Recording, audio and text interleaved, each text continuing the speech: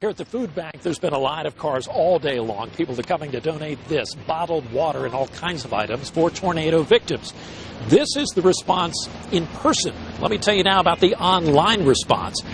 People from Hollywood, California, donating cash. It all started on social media. It began with comedian Mike Birbiglia, whose career has taken him through Dayton to perform at Wiley's Comedy Club.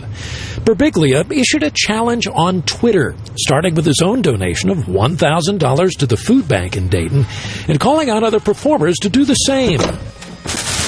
People at the food bank were shocked to find the plea for funds from the comedian just took off. Honestly, when I first found out about it, it was through people texting me, do you see what's happening online? Mike Birbiglia had asked around, what's a good place to donate to help those who have been affected by the Dayton tornadoes? And people started commenting that the food bank was a great place. And then he donated, and then he got others to donate, and it's just been massive, the response. Laura Davenport says so far, with the help of a long list of other celebrities from all around the country who've responded, Birbiglia has raised $55,000, and that amount keeps growing. What's the reaction from other volunteers who are working here?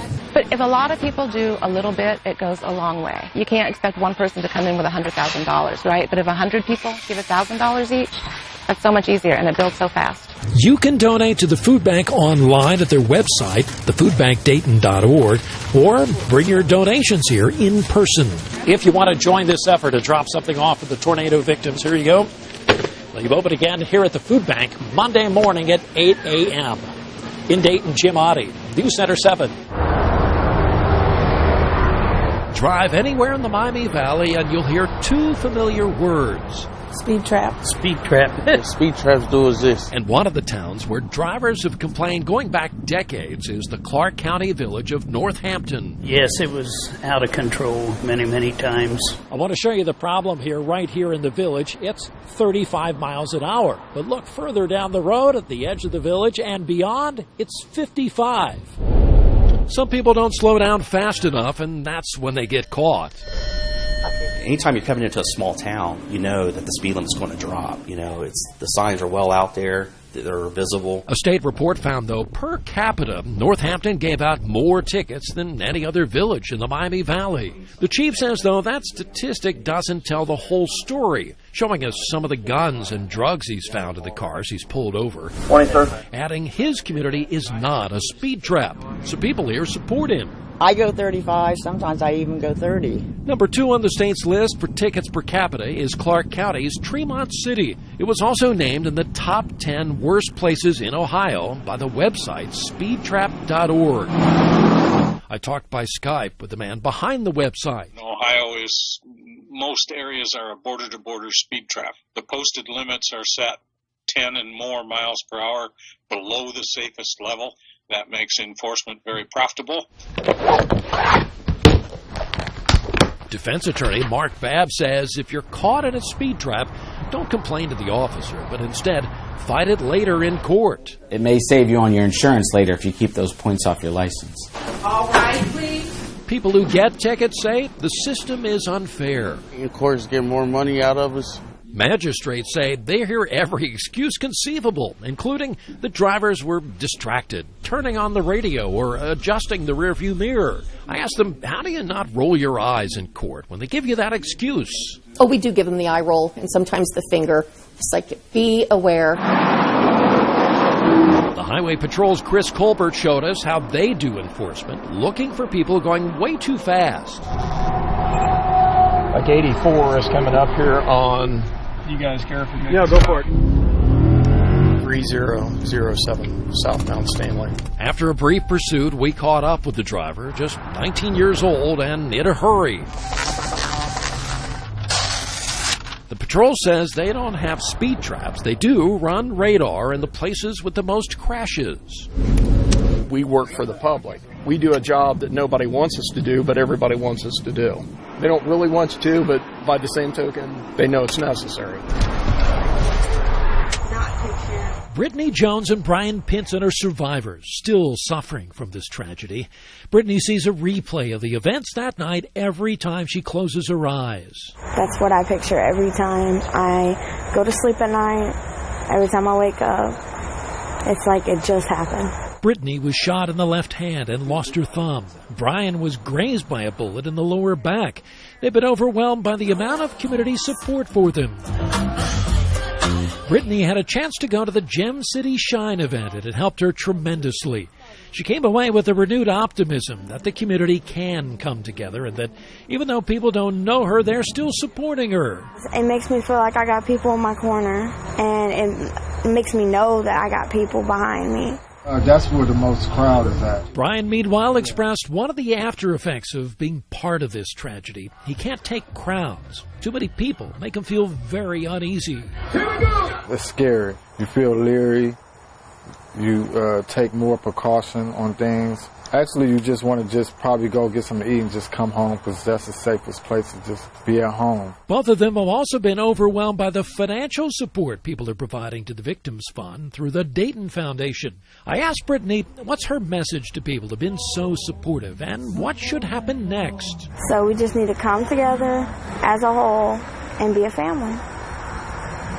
There we are, Dayton strong. Drama and chaos. For more than 1 year, I snorted just a tiny little bit. Meth and the quest for the next high. I didn't think it was a big deal. Controlled Danelle Rogers' life. 4 days later, I realized, wow, I'm still awake. Now in recovery, one of Danelle's most vivid addiction memories was driving way too fast on the expressway at all hours to get more meth.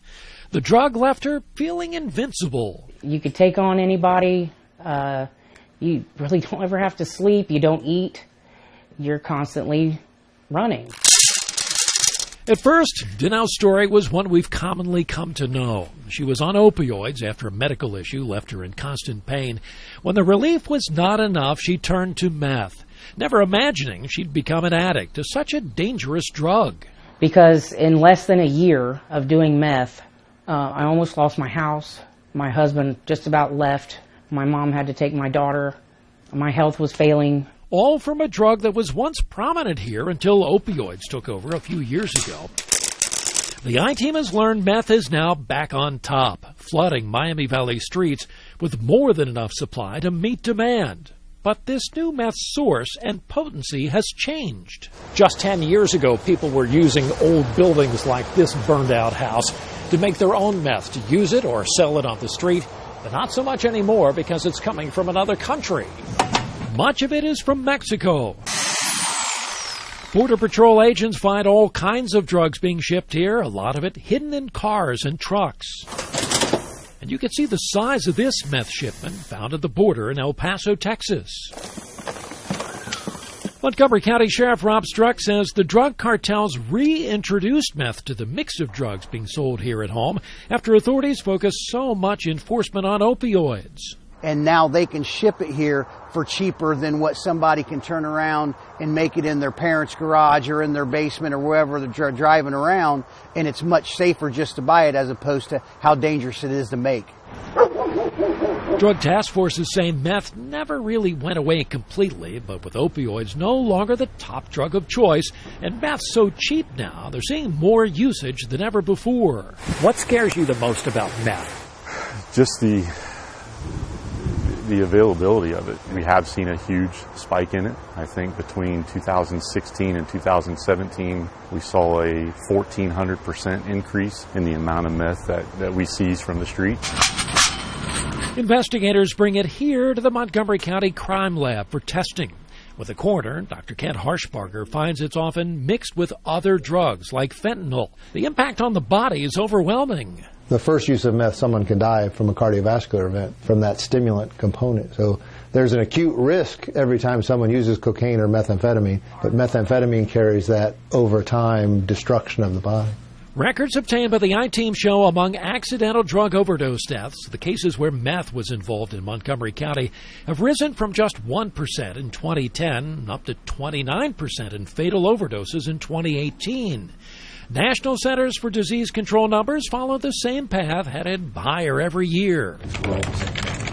Montgomery County Alcohol, Drug Addiction, and Mental Health Services Associate Director Jody Long says it leaves the community fighting yet another type of drug crisis. First, we have to talk about prevention and continue offering prevention from very young ages to really prevent people from developing addiction to start with. All rise, please.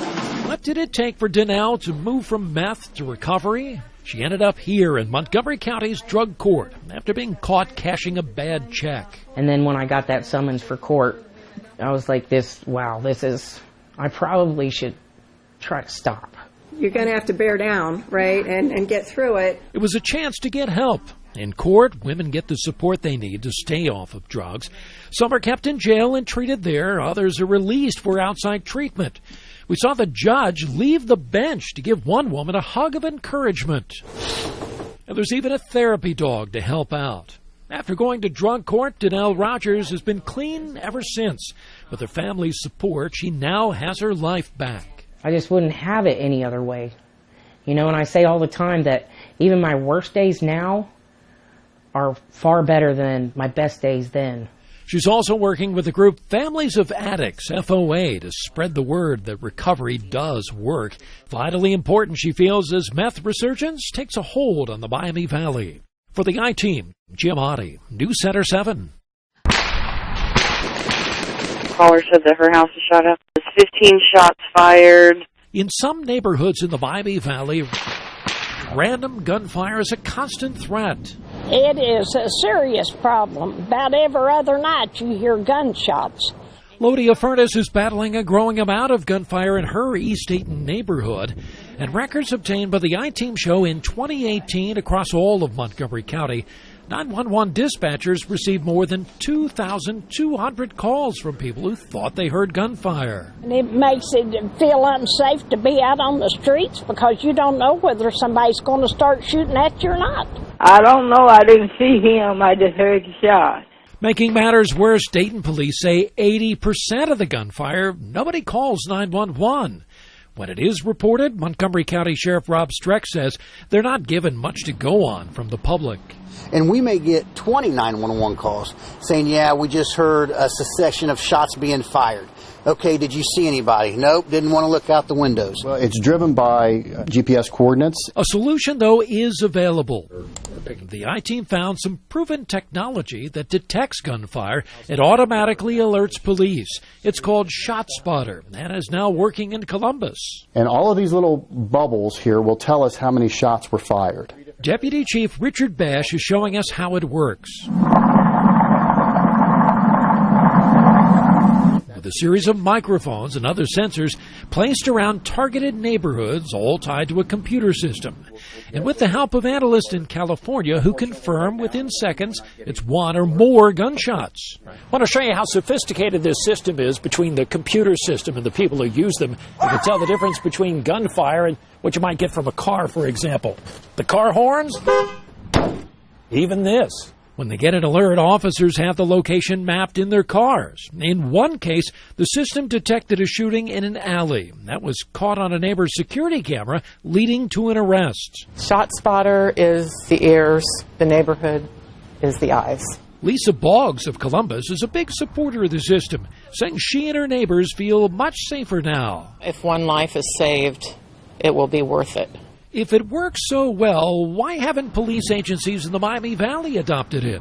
It is an expensive undertaking. The sheriff says he's looked at the ShotSpotter system closely and was impressed, but turned off by the cost. Columbus, for example, initially spent more than $700,000. We don't have that one single area where we believe that hundreds of thousands of dollars should be spent there. Streck says he even considered using it in certain neighborhoods and then sharing it with the Dayton Police Department. Our whole philosophy is based on preventing crime. Dayton's been tracking use of ShotSpotter in a variety of cities, including Cincinnati.